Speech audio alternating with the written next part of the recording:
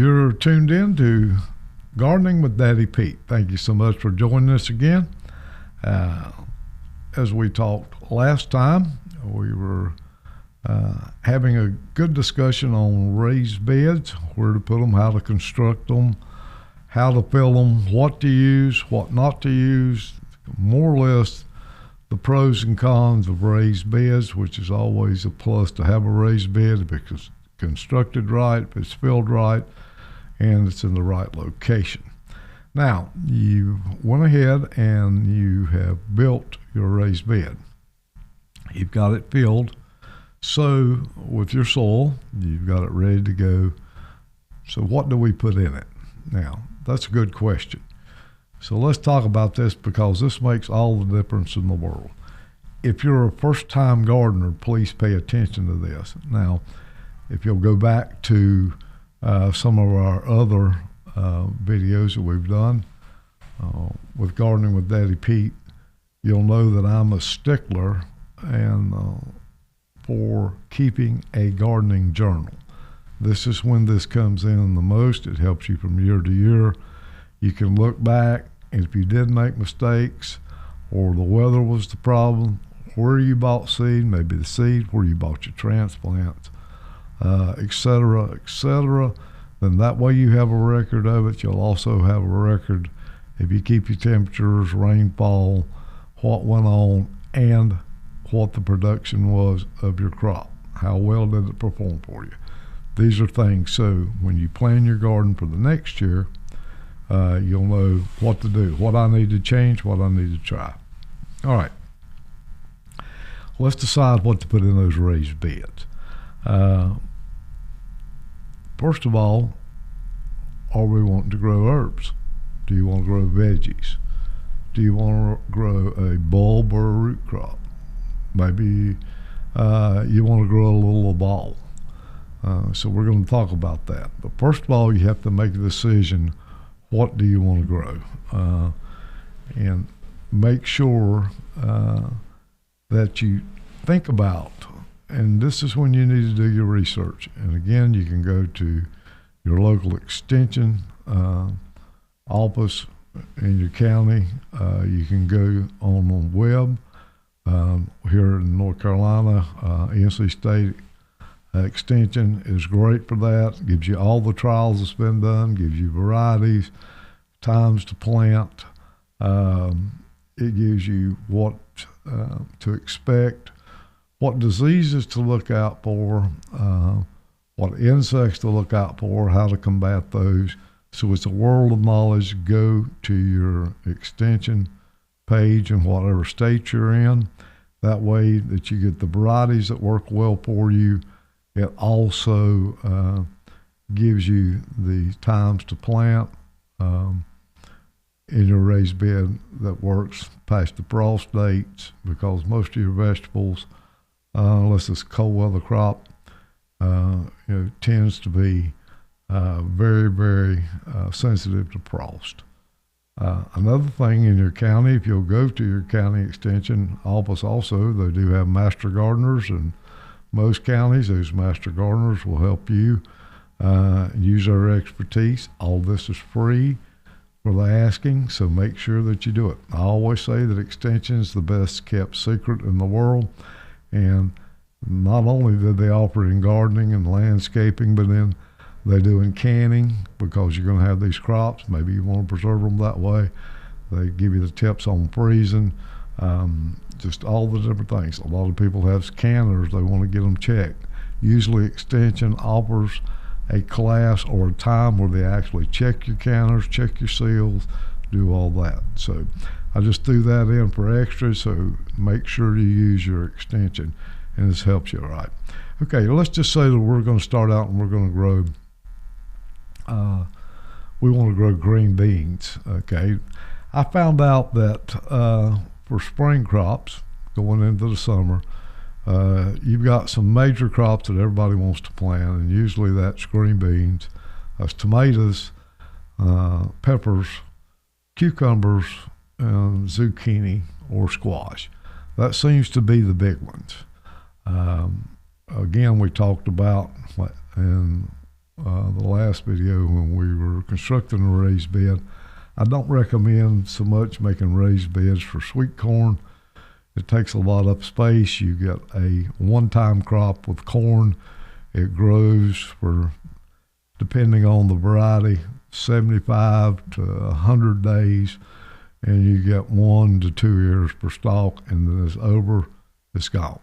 Whereas with green beans, cucumbers, peppers, tomatoes, if you pick the fruit when it's ripe, it keeps blooming and it keeps on producing, and you get those on into the frost area with the right varieties. Something like green beans usually plays out within 6 to 8 weeks, and you plant again, but that's when you plant 2 to 3 crops consecutively, 3 to 4 weeks apart. That way you carry on with green beans all the way in to the frost. Also, you can do that with tomatoes and peppers. Squash, and when it tends to get tremendously hot in the summertime, will back away. So does cucumbers. And that's one thing that we talked about on constructing your raised bed. You may want to put a trellis on one side or on each end, again, for something for your climbing vegetables to go on. So let's just say, let's take just a minute and say, okay, I want to, my thing is I want to grow some tomatoes.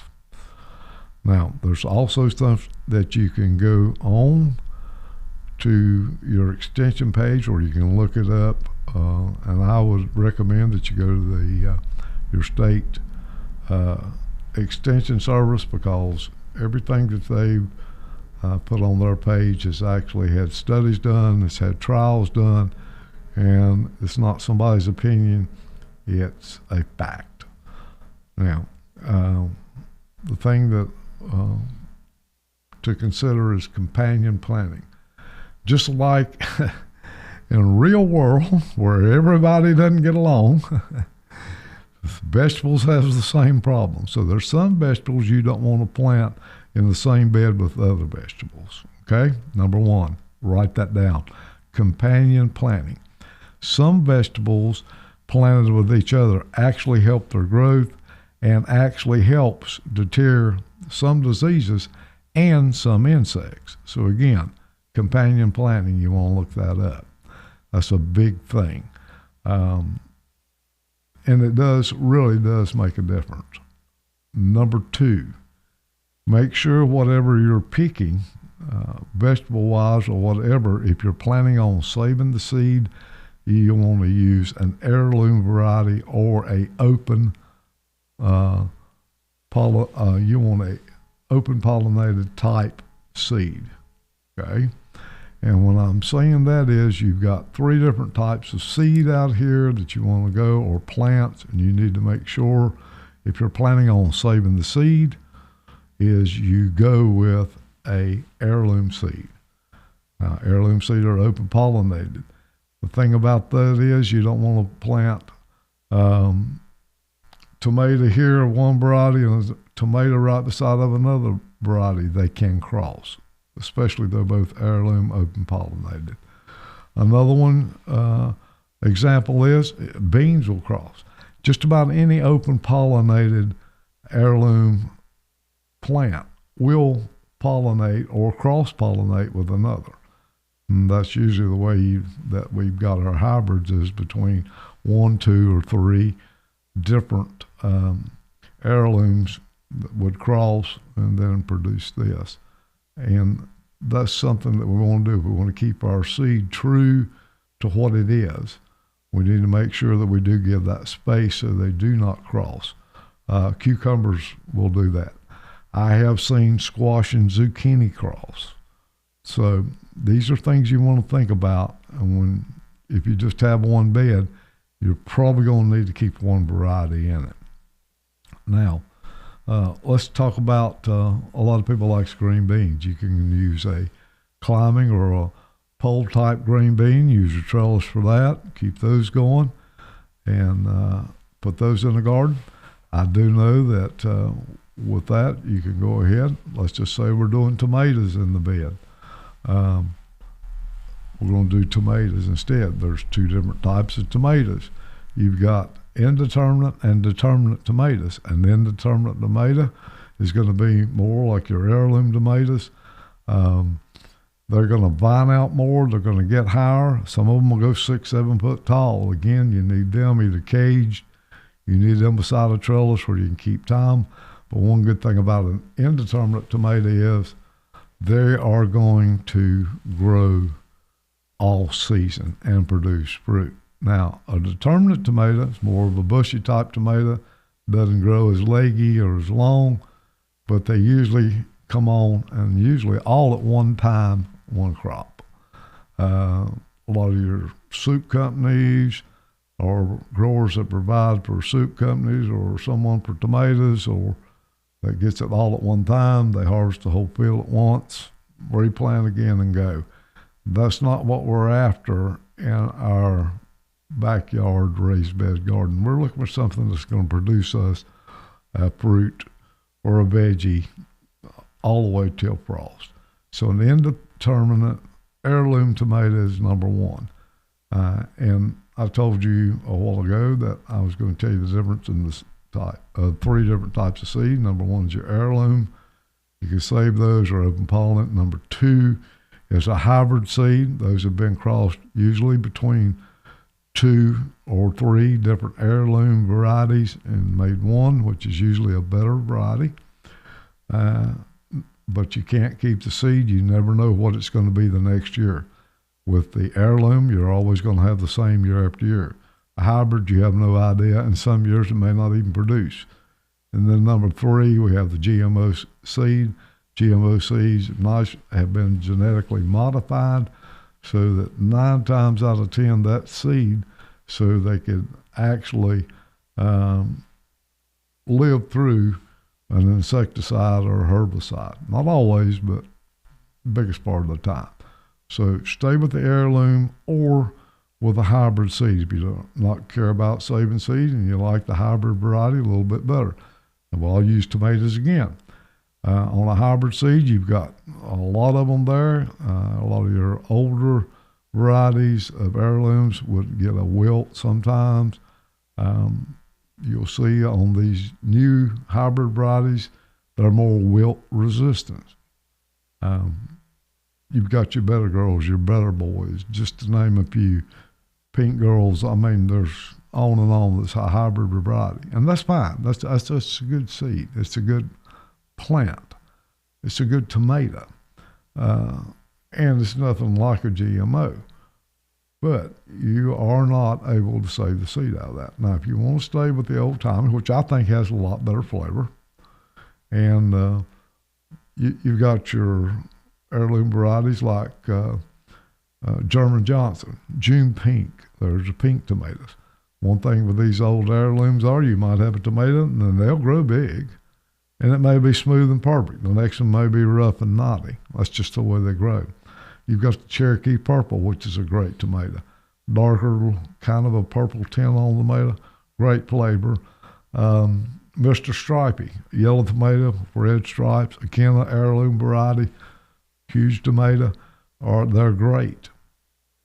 They seem to be less tart and a milder tomato, but they are excellent, and they do save well. That's one thing when you see a lot of tomatoes. If you go to the store and buy a tomato and bring it home and set it on the counter, and in 2 days it's rotten. These tomatoes, you can bring them in when they're starting to turn from your raised bed garden, set them on the counter, and you'll notice that they're there for a while. And so that's the difference in them. The taste is much better. So that's just one thing when you're looking at tomatoes. You want to think, what do I really do? What am I going to do with it? Maybe you're wanting them for sauce. If you want them for sauce, go with aroma. Okay? All right, vegetables. You can plant those in there. One vegetable that takes up a whole lot of space out of the raised bed is going to be your zucchini or your squash. The vine gets huge. It takes up a lot of space. So you want to think about how much space do you have to plant, how many vegetables that I can get in return for my family. Yes, if you have more than one raised bed, you like to do a lot of things with squash or zucchini, then I'd say designate a bed or half the bed to zucchini, and then whatever your companion planting, whatever goes well with zucchini, use the other half. What if you want to make a bed just for strawberries? Now, we have some variety of strawberries out now that actually does put on strawberries in the spring, then they come back in, and then early fall, late summer, they bear again. And then they have some that calls everbearing. Well, most of those everbearings put on twice a year in a season. So that's something to think about too. Does your family like strawberries? How much do you like them? It makes preserves. You can freeze strawberries. You can on and on with them. So you may want to designate just a bed for strawberries. Maybe you like to garden and you're in a situation like we are here in North Carolina in the Piedmont. We can actually get 3 crops a year. We can get the cold weather crops, which we can start out with lettuce and radishes and greens and put spring onions in them, and we can grow all of those. Then we get into the delicate, what I call delicate vegetables that frost can bother. Then we go into the beans and the corns, and then setting out the tomatoes and the peppers and the squash, the zucchini, the cucumbers, when we go into that. But then come late summer, we get ready for the fall garden. We can go right back into the same crops that we planted for the for the spring in the fall, and then again we can harvest those up. And a lot of those vegetables, frost doesn't hurt them. You have to get into a freeze situation. So basically, we could be gardening and have something growing, especially lettuces of all types, radishes, greens. We can actually 9.5, 10 months a year here in the Piedmont. So these are the things you want to do.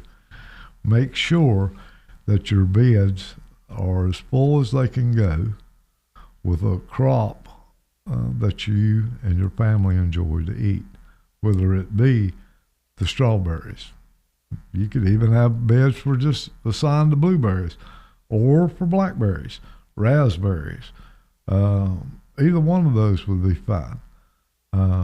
Whatever that your family enjoys. Those you can keep them up, you can keep them pruned, and the abundance of fruit and vegetables is just unreal. Maybe you're a big fingerling potatoes. Yeah, they get harder and harder, it seems like, to find at the store. Maybe you want to designate a bed just for those. And you can grow those, and once they come out, then you can put another crop in, because potatoes usually come on earlier in the spring, early summer, and then you could go right back in with that again and again, keep with your companion planting. What goes behind one crop, you could plant beans. Maybe you would plant okra, just to give you an idea. So the thing it is, you want to utilize that raised bed as much as you can to get as much as vegetables, fruits, herbs. Again, with companion planting, you may be able to put some herbs in, which will help the plants, help with insect control and disease control, and grow with your vegetables. And there are several times you've seen people that likes to use marigolds in a lot of their beds. And again, this is for insect control and disease control. There's other plants that work just as well in between there. So just kind of giving you an idea, it's a good time to mix up that. And let me give you one other idea with your raised bed. And maybe you do want to grow more of the squash or the zucchini or something, but you do have an outborder landscape around your house. It's kind of the edge of the woods or edge of a perennial garden. Take some of your squash, zucchini plants, plant in that area of your beds. The plants are beautiful. The blooms are gorgeous. And you could utilize a place you're already doing with some of your flowers and enhance them and still grow some vegetables out of that. So that's just an idea. I do thank y'all for tuning in today. Again, here at Daddy Pete's, we do have our motto, our slogan, and it's our heart that we do help you grow. I know a lot of you first-time gardeners, there's everything coming and going on the internet. We would love to help you be successful your first year out.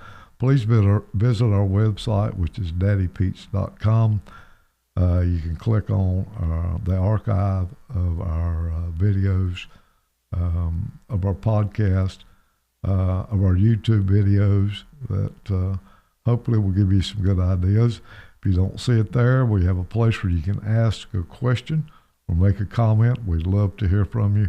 We do answer back all of our questions and our comments that you leave us, and we do appreciate those.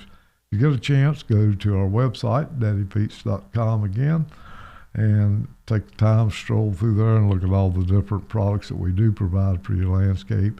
Whether it be raised beds, whether you be pot gardening, whether you be doing perennial garden, or you doing planting shrubs, planting trees, mulching, etc. Maybe you have some bare spots in your lawn. We do have a mix for that. Our sandy loam topsoil goes right over, plant your seed in, throw a little straw over, and you get ready to go. So, take time to look at our webpage, and I think you'll find a lot of products that could benefit you in your gardening and your landscape needs. Daddy Pete Farms has been around since 1907. We're 100+ years century farm. We've done past the century, making it into the second one. And we're still here and been doing this for quite a while. Again, I do want to thank you for tuning in and listening to our gardening shows. And please take time to make those comments or those questions. And it helps us to see which way we need to go to help you. Remember, here at Daddy Pete's, we help you grow. Thank you again. This is Melvin York for Daddy Pete's.